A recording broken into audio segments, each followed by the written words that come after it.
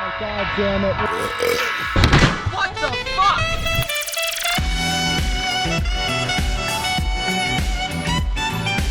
Oh!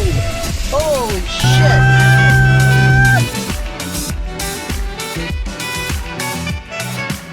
Alright, so I don't remember if I put it in the video I did of the Explorer the other day when I bought it.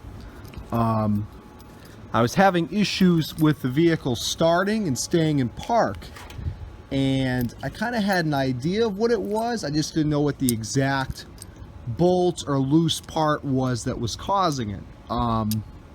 So basically, when I bought the truck, everything was good. I noticed that the shift column was loose. I've had probably a dozen Ford Explorers over the years. I've had full-size Ford trucks, Navigators, the whole line, trucks, pickups. And I've noticed these columns can get pretty loose. Some of them I bought, they were already tightened up and fixed. Some of them are loose like this one. I've never had it be the case where the truck wouldn't even start or stay in park. So in order for this truck to start, I have to jam this lever all the way up to this position so the truck is in park. Otherwise, it's in reverse. So I did a quick little search on YouTube, and I think I have an idea of what's causing it.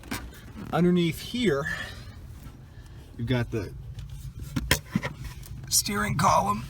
Now, unlike the guy who did the YouTube video, had an Excursion, I don't have much room to work down here. But here is your brake pedal, your gas pedal, and you've got the steering shaft and column, and these universal joints right here. So there's universal joints. You see this thing back here? Not my finger. That's part of the shift lever. And you see there are, I'd love to put my hand to show you, but I can't even fit my arm. Those two bolts right there, little torque things, whatever they're called, those get loose, causes your shifting to be loose. So you get one of these and you tighten them up, and there you go. That should fix the problem. Oh, that's like butter.